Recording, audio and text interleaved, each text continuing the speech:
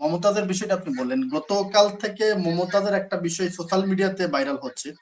বিএনপির একজন সংসদ সদস্যের বাসায় ছিলেন মমতাজ, সেখান থেকে তাকে উদ্ধার করা হয়েছে। এই বিষয়টা নিয়ে মোটামুটি তোলপাড় সৃষ্টি হয়েছে। এটা নিয়ে একটু আপনার কাছে জানতে চাই যে আসলে কি বিএনপির একজন জি, সাবেক সংসদ সদস্য মমতাজকে আশ্রয় দিয়ে রেখেছিল?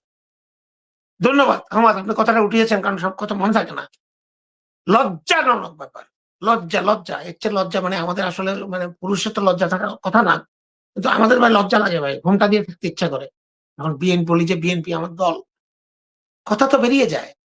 আলহামদুলিল্লাহ ভাই, ডিজিটাল যুগ, বিশ্ব এগিয়ে গেছে, সব কথা বেরিয়ে যায়, আপনি যা বলবেন সব বেরিয়ে যায়।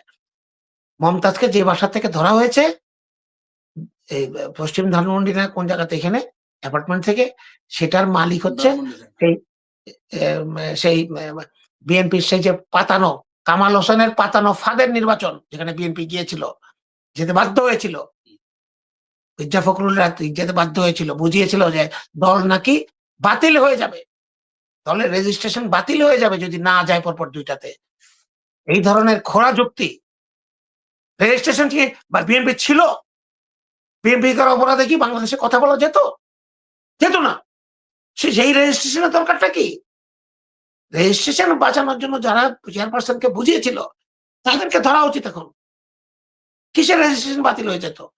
মোশাররফ হোসেনের অ্যাপার্টমেন্টে কেন পাওয়া গেল, এবং তার অ্যাপার্টমেন্টের লিজ, ভাড়াটিয়ার সাথে লিজ করেছে, সেই সবকিছু আমাদের কাছে কপি আছে, কেউ দেখতে চাইলে আমরা দিতে পারবো অরিজিনাল কপি। এবং এই মোশাররফ হোসেন বগুড়া 4-এর, আমি তাকে ভালো করে চিনি, আমার সাথে কয়েকটা টক শো করেছে। ওনাকে দেখলাম গতকাল লন্ডনে বিএনপির ভারপ্রাপ্ত চেয়ারম্যান তারেক রহমান একটা খেলার অনুষ্ঠান বোধহয় ফাইনালের মধ্যে, ওখানের মধ্যে উনি পাশে বসে আছেন, পাশে বসে আছেন। ভালো ভালো বড় বড় ত্যাগী নেতারা বিএনপির চেয়ারপারসনের দেখা পায় না জীবনে, দেখতেও পারবে না, চেহারা দেখা হবে না, আর এরা বসে থাকে।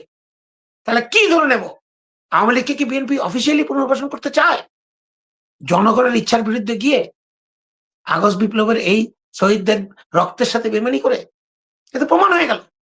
মোশাররফ হোসেন নিজে নিজে এখন ধরা, তারপরে তাকে কেন চেয়ারপারসনের পাশে বসানো হলো?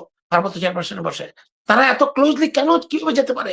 এই যে নেক্সাসটা, এই যে চক্র, চেয়ারপারসনকে ঘিরে, ভারপ্রাপ্ত চেয়ারপারসনকে ঘিরে, তারা যে বছরের পর বছর ধরে ব্যর্থ, 15 বছর ধরে আওয়ামী লীগের বিরুদ্ধে কিছু করতে পারেনি, তারা এখনো বিএনপির নেতৃত্বে কি হিসাবে আছে?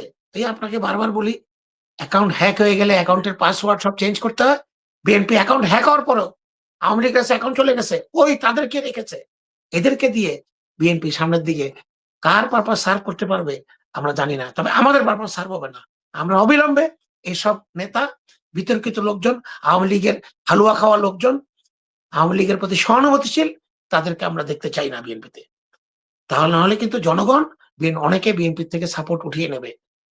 আমরা দুঃখের সাথে বলছি, এই জন্যই বারবার বলছি, আমরা আর চাই না বিএনপি আবার কোনো চক্করে পড়ুক, এবং পড়ার সম্ভাবনা 100 ভাগ এদের কার্যকলাপে।